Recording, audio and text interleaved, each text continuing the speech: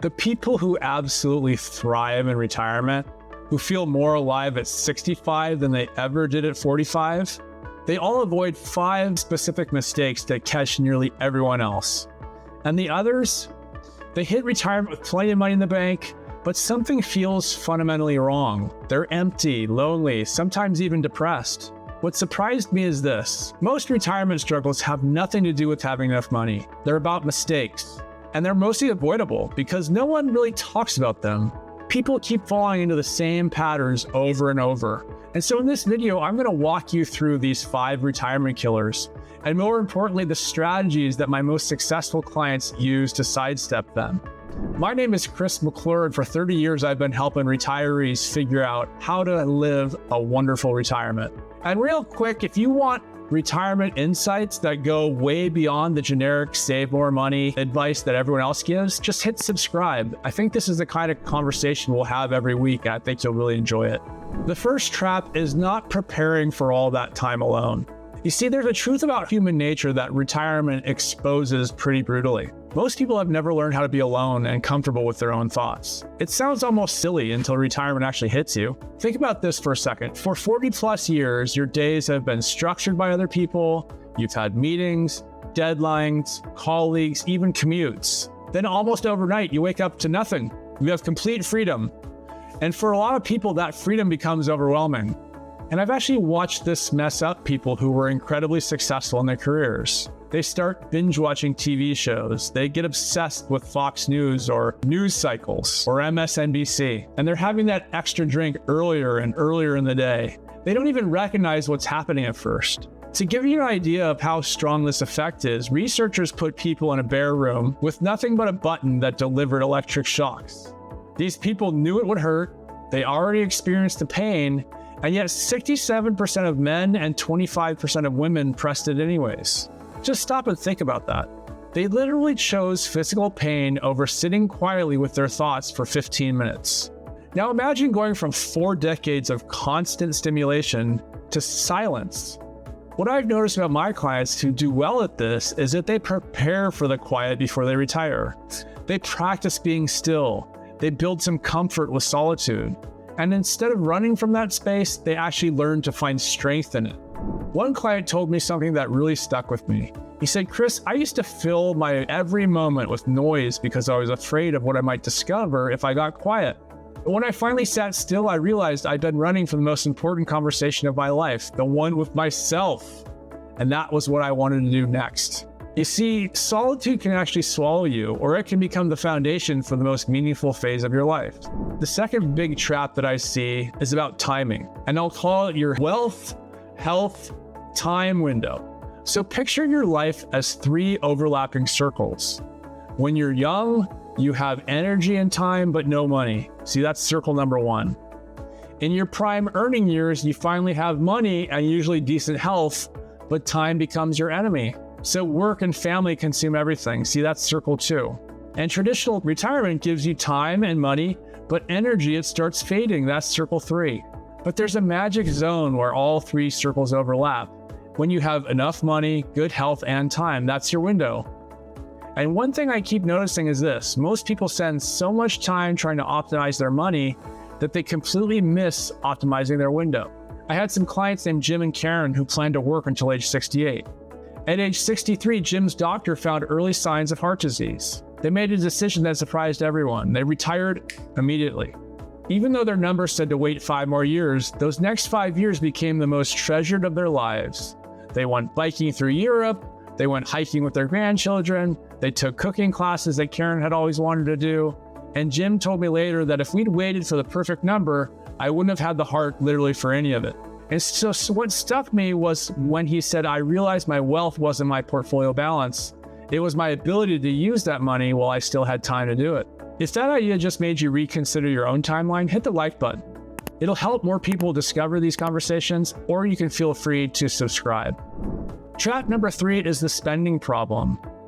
And the third trap is probably the most counterintuitive one, and it's costing retirees tons of missed experiences. The real danger isn't running out of money, it's being too scared to use what you have. After 3 decades of watching retirees, I can spot this from a mile away. People transition from accumulation mode to preservation mode and they get stuck there. Every withdrawal feels like they're doing something wrong, so they deny themselves the life they saved for, even when the math clearly shows they're fine. Research shows that 2/3 of conservative retirees end up with more money than they started with. They're actually like to die with several times more wealth than they did when they started out.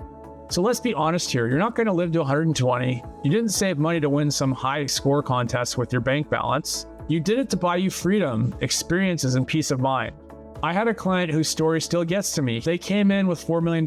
They saved, terrified to spend anything beyond basic expenses. Their plan showed that they could easily afford travel and experiences, but they refused. And unfortunately, when the wife passed away unexpectedly, the husband broke down in my office and he realized that he had all this money and they never took the trip to Ireland that she dreamed about.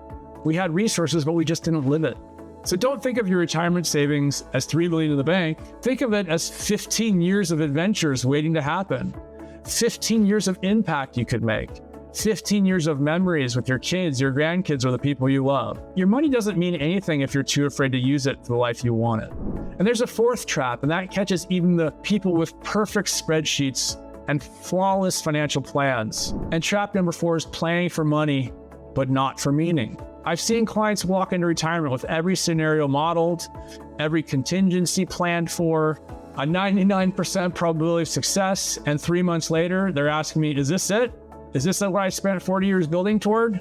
And the problem isn't their portfolio, it's that they planned for financial freedom, but never planned what they would do and what would actually fulfill them.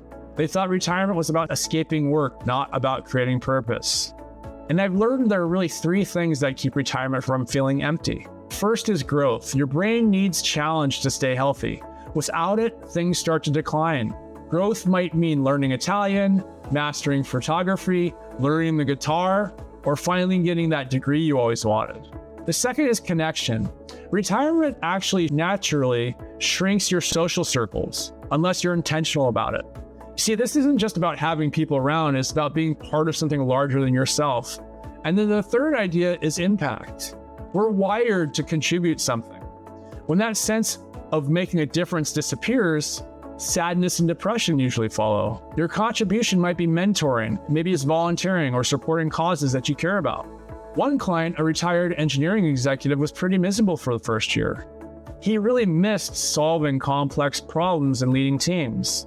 But when he started mentoring startups and teaching at the local university, everything changed. 6 months later, he finally understood the difference. He thought retirement was about not working when it's actually working on what matters to you most. You see, money can buy freedom from work, but it can't buy a sense of purpose. That has to be intentional. So ask yourself, what will keep me intellectually curious? Who will I deepen relationships with? How will I make an impact that matters to me? If you write them down, you're already ahead of most people entering retirement. And the last trap is the estate planning time bomb. And this one rarely gets discussed on YouTube because most people don't realize how expensive it can be. Like I said, I call it the estate planning time bomb, and I've seen it cost families hundreds of thousands of dollars. And what I've seen again and again is this. Most people think estate planning means having a will and a trust, but they never connect it with tax strategy. When those two aren't coordinated, it actually creates financial chaos for the people who you love. A real example of a client of mine was a successful business owner who left his kids a $2.8 million IRA, and current law gave them 10 years to empty it. One son was already earning $400,000 as a surgeon, and the inherited IRA pushed his total income over $800,000. It triggered massive tax brackets, medical surcharges, and state taxes. The final damage is they paid over $1.1 million in taxes on a $2.8 million inheritance. His comment to me was, "I wish Dad had listened to you and done some Roth conversions in his 60s. We could have saved over $600,000. Another case was a family business worth $12 million. This is a person that I had just met recently. The buy-sale agreement hadn't been updated in 15 years and didn't match the estate plan. And when the father died, the IRS challenged everything. The surviving partners were frustrated, the kids had to pay estate taxes before seeing any proceeds, and the whole thing took 3 years to resolve. It was all preventable with regular coordination. You see, your tax strategy, estate documents, and business agreements all have to work together. That might mean Roth conversions when you're in your 60s, or updating your trust, or your buy-sell agreement that matches your estate plan, or simply reviewing beneficiaries annually instead of hoping 10-year-old designations still make sense. It doesn't require offshore trust or exotic strategies. It requires someone who understands how all the pieces fit together. And really, many advisors really just focus on one area, and that's the investment area. So just to recap, here are the 5 retirement killers. The first one is not preparing for all that time alone, or missing your wealth, health, time window. The spending problem, or planning for money but not for meaning. And the last one is this idea of the estate planning time bomb. So ask yourself, which of these 5 keeps you up at night? And more importantly, which one surprised you the most? If you don't mind, drop it in the comments. I read every single one, and I'd love to hear what you have to say. And if this video makes you think differently about retirement planning, why don't you hit the like button or make a comment, and definitely subscribe if you want retirement guidance that goes way beyond the surface level advice everyone else gives. Every week we dive into strategies and insights that can make the difference between retirement you tolerate and one you actually love. I really love creating these videos, and I'll see you on the next one.